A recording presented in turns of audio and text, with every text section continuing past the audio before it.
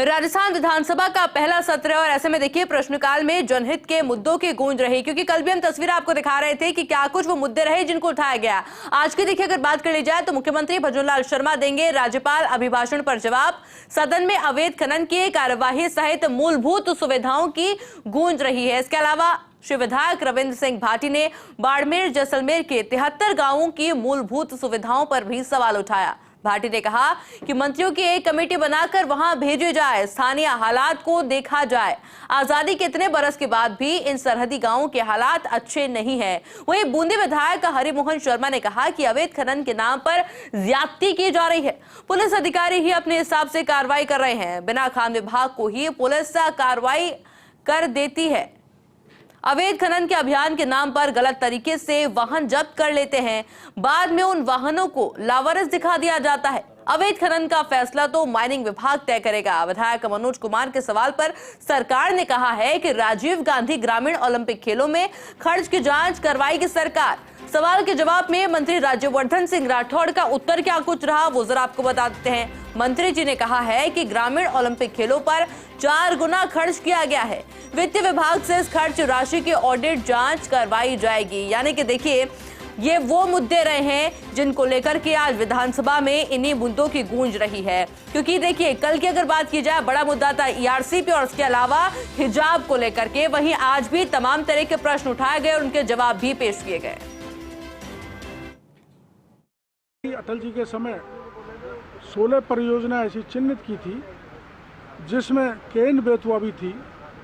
केन बेतवा को मोदी सरकार ने स्वीकृत कर दिया और उसी तर्ज पर पार्वती कालीसिंध चंबल लिंक परियोजना जो चिन्हित की थी अटल जी के समय 2004 में, उसको ईआरसीपी के साथ जोड़ते हुए एक योजना पर एमओयू हो गया मध्य प्रदेश और राजस्थान के बीच, जिसमें 90% पैसा केंद्र देगा और 10% राशि राज्य को वहन करनी पड़ेगी। इसमें 2,80,000 हेक्टेयर जमीन सिंचित होगी, 40% आबादी को पानी मिलेगा, सिंचाई भी होगी, पानी भी मिलेगा पीने का, और औद्योगिक उपयोग के लिए भी पानी का रखा गया है। जिस तरह से आज विधानसभा के अंदर ईआरसीपी जो मॉडिफाइड पीकेसी जो बनाई है, जिस पे कल एमओयू हुआ था, एक राजस्थान की जनता के लिए एक महत्वपूर्ण योजना लागू हुई थी, जिसपे आज माननीय विपक्ष के सदस्यों ने जिस तरह से लोगों को गुमराह करने की कोशिश की, लोगों को इन्होंने केवल झूठा हंगामा करके ये महसूस करा रहे हैं कि इन्होंने गलत समझौता किया। इस पर मैं थोड़ा चर्चा करना चाहता हूँ। सदन में हमने काफ़ी बातें करी है, उनको तथ्यात्मक रिपोर्ट भी बताई है। बाकी मैं आपके माध्यम से मैं राजस्थान की जनता को कहना चाहता हूं कि पिछली जो सरकार है, जब 2018 के अंदर हमारी सरकार यहाँ पे कांग्रेस की आई, मध्य प्रदेश में कांग्रेस की आई, और कोई भी राष्ट्रीय परियोजना को अगर उस पर राष्ट्रीय परियोजना का दर्जा दिया जाता है, जिसमें 2 स्टेटों को मिलती है, तो उसके अंदर 75% पानी की उपलब्धता पे ही दिया जाता है। इसका सर्टिफिकेट लेने के लिए राजस्थान सरकार ने माननीय कमलनाथ जी जो मुख्यमंत्री मध्य प्रदेश के थे, उन्होंने इसमें मना कर दिया कि हम इसमें। और मेरे साथ पॉलिटिकल एडिटर योगेश शर्मा भी जुड़ चुके हैं। योगेश जी, अभी हम देखिए बयान भी सुना रहे थे, स्टेटमेंट भी सुना रहे थे दर्शकों को, क्या कुछ वो महत्वपूर्ण मुद्दे जिनके ऊपर जोर रहा आज विधानसभा में? क्योंकि कल तो ईआरसीपी हिजाब जैसे तमाम मुद्दे थे जिसको लेकर आप जानकारी कल भी दे रहे थे, आज का क्या वो महत्वपूर्ण मुद्दा रहा है?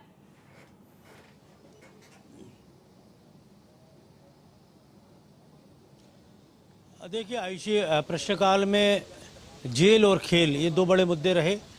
जेल के मुद्दों पर आज सदन में खासी महत्वपूर्ण चर्चा हुई, तो वहीं खेल के मुद्दे पर मनोज नागली ने यह मसला उठाया था और उस पर कैबिनेट मंत्री खेल और उद्योग विभागों के राज्यवर्धन सिंह राठौड़ ने जवाब दिया और उन्होंने कहा कि जो भी स्कैम की बात उठाई है मनोज नागली ने, उसको लेकर जाँच की जाएगी। और उसके बाद जो सबसे महत्वपूर्ण रहा, ईआरसीपी को लेकर आधे घंटे की चर्चा हुई और उस आधे घंटे की चर्चा में प्रतिपक्ष के विधायकों और साथ में ही आरएलपी विधायक हनुमान बेनीवाल और टिडवाना से इंडिपेंडेंट एमएलए यूनुस खान का भी विपक्ष को साथ मिला। वैल में जमकर नारेबाजी की। सत्ता पक्ष की ओर से कैबिनेट मंत्री, ग्रामीण विकास और पंचायत राज मंत्री डॉक्टर किरोड़ीलाल मीणा ने ईआरसीपी को लेकर जो एमओयू केंद्र की सरकार के मध्यस्थता के साथ ही राजस्थान और मध्य प्रदेश के बीच में हुआ है, उसके एक एक पहलू को सामने रखा। बताया डॉक्टर किरोड़ीलाल मीणा ने कि किस किस अनुपात में ड्रिंकिंग का पानी मिलेगा, इरिगेशन का पानी मिलेगा और अन्य तमाम जो मद है उनके बारे में विस्तार से सदन को बताया। और कांग्रेस पार्टी के सदस्यों ने खासतौर से रामकेश मीणा, मुरारीलाल मीणा, प्रदेश कांग्रेस अध्यक्ष गोविंद सिंह डोटासरा, लीडर अपोजिशन टीकाराम जूली, इन सब ने आपत्ति जताई और ये कहा कि जो आंकड़े दिए जा रहे हैं वो बिल्कुल गलत है। अभी थोड़ी देर पहले रोहित बोरा ने कहा कि किस तरह से एक अनुपातिक छेड़छाड़ जो हुई है, जो राजस्थान के हकों के साथ जो खिलवाड़ हुआ है, वो किसी भी सूरत में ईआरसीपी की मौजूदा जो एमओयू उससे पूरा नहीं हो सकता। राजस्थान के हित जो है वो पूरे नहीं किए जा सकते और यही कारण है कि कांग्रेस पार्टी इसका विरोध कर रही है। यूनुस खान अभी बोल के गए कि पूरे विस्तार से यूनुस खान ने बताया कि किस तरह से डीपीआर रिवाइज तो होगी, लेकिन जिस तरह की योजना पर एमओयू हुआ है अगले 20 सालों तक ये योजना राजस्थान की धरती पर मूर्त रूप नहीं ले सकती। एमपी अपने हितों के साथ पूरी तरह खड़ा है, लेकिन राजस्थान के हितों के साथ खिलवाड़ इसमें हुआ है। जितना मीट्रिक टन कहा जा सकता है, जितना क्यूसेक पानी राजस्थान को चाहिए, एमसीए चाहिए, उतना पानी राजस्थान को नहीं मिल पाएगा। तो ये साफ तौर पर एमओयू के दौरान सामने बात आई है। तो उन्होंने ये भी कहा कि इस पूरे मामले को लेकर राजस्थान की सरकार को गुमराह किया गया है और भारतीय जनता पार्टी की मौजूदा सरकार, भजनलाल सरकार और खुद भजनलाल शर्मा ने अच्छे प्रयास किए हैं, लेकिन उनके हक में जो फैसला होना चाहिए, एमओयू होना चाहिए, वो नहीं हो पाया है। और यही कारण है कि राजस्थान के हित जो है वो एक तरह से उनके साथ धोखा हुआ राजस्थान की जनता के साथ। बहरहाल इस पूरे मामले को लेकर डॉक्टर किरोड़ीलाल मीणा ने सरकार का पुरजोर तरीके से पक्ष रखा और उन्होंने कहा कि 13 जिले जो राजस्थान की पूर्वी राजस्थान के हैं, वो जो 13 जिले हैं वो पूरी तरह उनके लिए जीवनदायिनी ये योजना होगी और राजस्थान के 13 जिलों के नागरिकों को, किसानों को खेती के लिए पानी मिलेगा, पीने के लिए पानी मिलेगा और इंफ्रास्ट्रक्चर जो है विकसित राजस्थान की दिशा में जो 13 जिले हैं वो अपने आप में एक महत्वपूर्ण भूमिका निभाते हुए नजर आएंगे। उन्होंने विपक्ष के आरोपों को दरकिनार करते हुए साफ तौर पर यही कहा कि आने वाले समय में ये योजना तस्वीर बदलने का काम करती हुई नजर आएगी। तो उन्होंने इस पूरी योजना का साकार रूप लेने की दिशा में, आगे बढ़ने की दिशा में भजनलाल शर्मा को जहाँ भागीरथ तो बताया ही, साथ ही केंद्र की मोदी सरकार का आभार जताया, मध्य प्रदेश की डॉक्टर मोहन यादव की सरकार का आभार जताया और ये कहा कि डबल इंजन की सरकार के कारण ऐसा हुआ है। डॉक्टर किरोड़ीलाल मीणा ने सदन के अंदर वो पत्र भी लहराया जो पत्र तत्कालीन मुख्यमंत्री अशोक गहलोत ने तत्कालीन मध्य प्रदेश की कमलनाथ सरकार को इस पूरी ईआरसीपी योजना को लेकर लिखा था, जिसमें कमलनाथ ने इनकार कर दिया था। तो वो पत्र भी उन्होंने लहराते हुए नजर आया कि किस तरह कमलनाथ की सरकार ने उस समय राजस्थान के इस पूरे मसौदे पर अपनी हाँ नहीं मिलाई थी और यही कारण है कि बात आगे नहीं बढ़ पाई थी। बहरहाल उन्होंने ये ज़रूर कहा कि चाहे वसुंधरा राजे की सरकार हो, चाहे पिछली गहलोत सरकार हो, दोनों अपने अपने मत से यहाँ पर पैसा भी दिया और इस परियोजना की दिशा में आगे बढ़े, लेकिन इसको मूर्त रूप देने का काम, जो वादा निभाने का काम है, वो भारतीय जनता पार्टी की मौजूदा सरकार ने और केंद्र की मौजूदा सरकार ने इस दिशा में काम किया है। तो एक बड़ी बात है, इस दिशा में राजस्थान की सरकार को अब आगे बढ़ते हुए अपने कदम बढ़ाएंगे। तो वैसे ही विपक्ष को इस पूरे मसले पर राजनीति नहीं करनी चाहिए। डॉक्टर किरोड़ीलाल मीणा ने एक और बड़ी बात कही, उन्होंने कहा कि हमने चुनावी लाभ के नज़रिए से ईआरसीपी या पीकेसी प्रोजेक्ट को आगे नहीं बढ़ाया है, ना हमारे दिमाग में ये बात थी कि इसका राजनीतिक लाभ लिया जाए। अब बीते विधानसभा चुनावों में ही 13 विधानसभा सीटें पूर्वी राजस्थान से कांग्रेस पार्टी को हराकर भारतीय जनता पार्टी ने जीती है। तो ऐसे में ये नहीं कहा जा सकता, ये आरोप विपक्ष नहीं लगा सकता कि हमने ऐसा किया। लेकिन इस पूरे मुद्दे पर सदन में ज़बरदस्त हंगामा देखने को मिला। हंगामा इस कदर पनपा कि आधे घंटे का जो ईआरसीपी का सेशन था वो एक तरह से औपचारिकता बन गया। डॉक्टर किरोड़ीलाल मीणा का संबोधन हुआ, टीकाराम जूली नेता प्रतिपक्ष ने अपनी बात कही, लेकिन उसके बाद सदन के अंदर हंगामा व्याप्त हो गया और जो राज्यपाल का अभिभाषण की जो शुरुआत हुई वो भी हंगामे के बीच हुई और कांग्रेस के सदस्यों ने अभिभाषण के में पार्टिसिपेट नहीं किया। अब सदन को स्थगित करना पड़ा है। सदन को स्थगित किया स्पीकर वासुदेव देवनानी ने और ये पूरे हंगामे के बीच में सदन स्थगित किया। और अब तकरीबन 4 से 5 बजे के बीच में मुख्यमंत्री भजनलाल शर्मा राज्यपाल अभिभाषण पर अपना रिप्लाई देंगे। और मुझे लगता है कि ERCP के मुद्दे पर वो सदन में जिस तरह का हंगामा हुआ है उस पर अपनी बात रखेंगे। उससे पहले नेता प्रतिपक्ष टीकाराम जूली भी अपनी बात कहते हुए नजर आएंगे, क्योंकि ERCP का जो मुद्दा था उस पर सदन में कांग्रेस पार्टी ने अपना रुख स्पष्ट कर दिया और ये दिखा दिया कि वो इस पूरे मामले को लेकर जो DPR या रिवाइज DPR की बात की जा रही है या MOU की बात की जा रही है, कांग्रेस पार्टी उसके पक्ष में नहीं है। बहरहाल हमें इंतजार होगा अब मुख्यमंत्री भजनलाल शर्मा के उस संबोधन का, जिसके जरिए क्योंकि खुद भजनलाल शर्मा भी भरतपुर के मूल निवासी हैं, वहाँ से आते हैं और ERCP का प्रोजेक्ट या PKC प्रोजेक्ट जिसे कहा जा रहा है उस इलाके के लिए बहुत ही अहम और महत्वपूर्ण रहेगा। तो 13 जिलों को लेकर जो ERCP की सियासत है आज वो सदन में अपना उफान लेती हुई नजर आई। दोनों पक्षों ने अपनी अपनी बात कही है और कांग्रेस पार्टी ने मांग की है कि 40-60 का जो रेशो है वो किसी भी सूरत में राजस्थान के हित में नहीं है। अगर रेशो होना चाहिए तो वो 90-10 का होना चाहिए। यूनुस खान ने तो इससे आगे बढ़ते हुए कहा है कि इसी तरह के हालात रहे तो आने वाले समय में राजस्थान और मध्य प्रदेश के बीच पानी को लेकर एक बड़ा डिस्प्यूट भी सामने आ सकता है, क्योंकि ये हितों के साथ साथ सीधा खिलवाड़ राजस्थान के साथ किया गया है। तो ERCP को लेकर उन्होंने यहाँ तक भी कहा कि जो मौजूदा मंत्री हैं जिनको जल संसाधन का महकमा है उनको भी इस पूरे महकमे को लेकर जानकारी नहीं है, उनको लेकर भी इस पूरे ERCP को लेकर एक खास तौर से एक क्लास लगनी चाहिए। उन सभी विधायकों को लेकर भी तो 13 जिलों से आते हैं। बहरहाल इस पूरे मामले को लेकर राजनीति अपनी जगह है, लेकिन किरोड़ीलाल मीणा ने साफ तौर पर ये कहा है कि राजस्थान के हितों के साथ खिलवाड़ नहीं होने दिया जाएगा और भजनलाल सरकार ने जिस दिशा में काम किया है ERCP के मद्देनज़र वो MOU जो हुआ है वो राजस्थान के हितों के मद्देनज़र हुआ है। 13 जिलों के हितों का ध्यान रखते हुए ये किया गया। जी बिल्कुल योगेश जी, देखिए किरोड़ीलाल मीणा के द्वारा कितना भी मना कर लिया जाए पर ये तो साफ है कि फायदा तो इसका मिलेगा चुनाव के अंदर। जो लोकसभा चुनाव होने हैं 25 सीट जो कि फोकस है अभी बीजेपी का, उसमें फायदा तो जरूर मिलेगा। बहरहाल बात कर ली जाए राजीव गांधी ग्रामीण खेलों के ऊपर जो खर्च हुआ उसको लेकर भी विस्तार से कई देर तक चर्चा हुई, उसको किस तरह से देखते हैं आप? क्योंकि वो भी एक बड़ा कैंपेन की तरह था, हर जिले के अंदर हर ढाणी तक जहां जहां पर ये खेल हुए थे वहां पर मुख्यमंत्री अशोक गहलोत खुद पहुंचे थे, खर्च बहुत ज्यादा हुआ था और उसको लेकर भी बड़ी देर तक चर्चा हुई।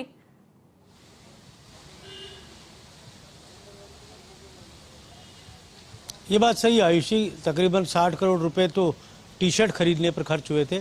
अब एक एक खरीद की जांच की बात की जा रही है और BSP के विधायक मनोज न्यांगली जो कि सादुलपुर से आते हैं, उन्होंने ये मसला सदन के अंदर उठाया था और आरोप लगाया था। उन्होंने आरोप स्थानीय विधायक और उनके पति पर भी लगाए जो उस तत्कालीन खेल अधिकारी थे उस समय। उन्होंने ये भी कहा कि उनके जिस तरह खेल अधिकारी बने उसकी तो जांच होनी चाहिए, लेकिन इस पूरे प्रोजेक्ट के अंदर जो पैसा लगा, जिस तरह से पैसे का आवंटन हुआ, जिस तरह से तमाम बातें हुई, उन पर पूरी जांच की जानी चाहिए। हालांकि कांग्रेस के पक्ष के सदस्य ने इस पूरे मामले को लेकर पुरजोर तरीके से जो विरोध की बात आनी चाहिए थी वो यहाँ नज़र नहीं आई और राज्यवर्धन सिंह राठौड़ ने इस पूरे मामले को लेकर साफ तौर पर जांच के आदेश दे दिए हैं। और सबसे बड़ी बात जो राज्यवर्धन सिंह राठौड़ वो खुद ओलंपिक मेडलिस्ट हैं, खेल जगत से जुड़े हुए हैं और देश की सरकार में भी वो खेल मंत्री रहे हैं, उनको खेल की बारीकी पता है, खेल से जुड़े जो बड़े बड़े आयोजन में किस तरह खर्च होता है इसका भी उन्हें अंदाजा है। खेलो इंडिया जैसा बड़ा कार्यक्रम उनके निर्देशन में हुआ था। तो राज्यवर्धन सिंह राठौड़ ने यहाँ जांच के साथ ही उन्होंने वित्त विभाग जो महकमा है डिपार्टमेंट ऑफ फाइनेंस उसके जरिए जांच की बात कही है।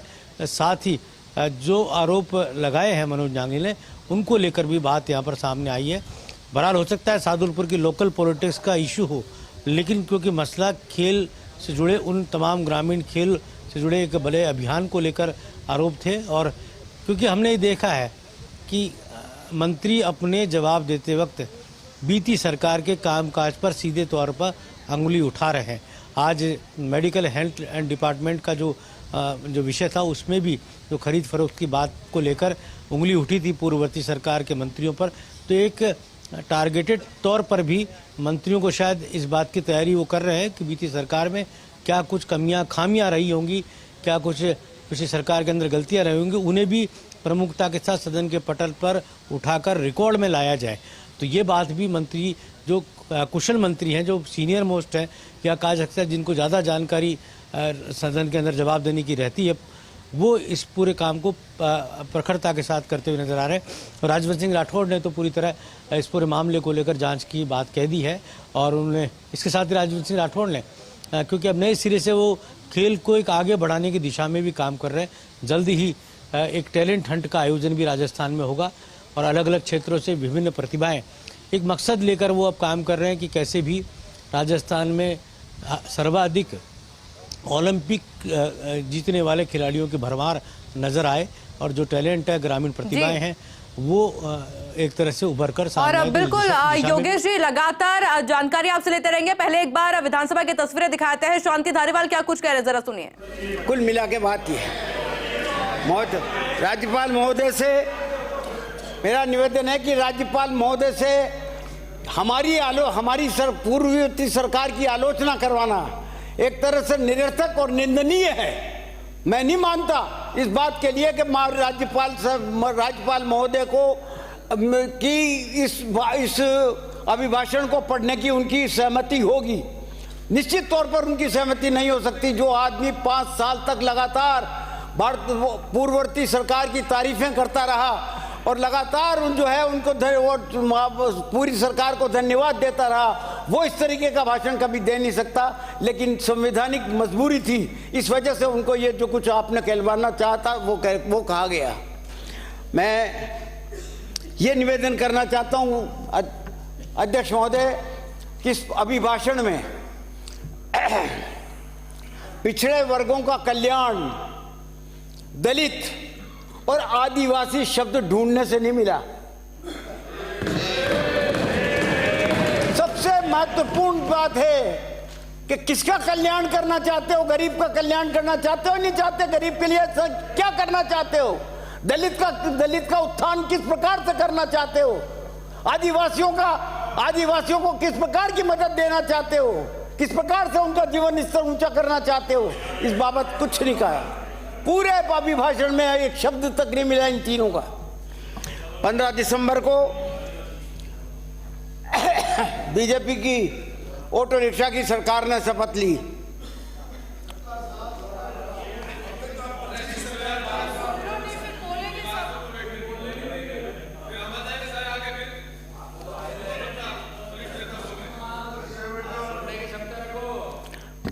पंद्रह दिसंबर को बीजेपी की ऑटो रिक्शा की सरकार ने शपथ ली। आगे का पहिया मुख्यमंत्री जी और पीछे के 2 पहिए दोनों उप मुख्यमंत्री। और ड्राइवर की सीट पे कौन बैठा हुआ है? हर स्टेट में, राजस्थान की नहीं।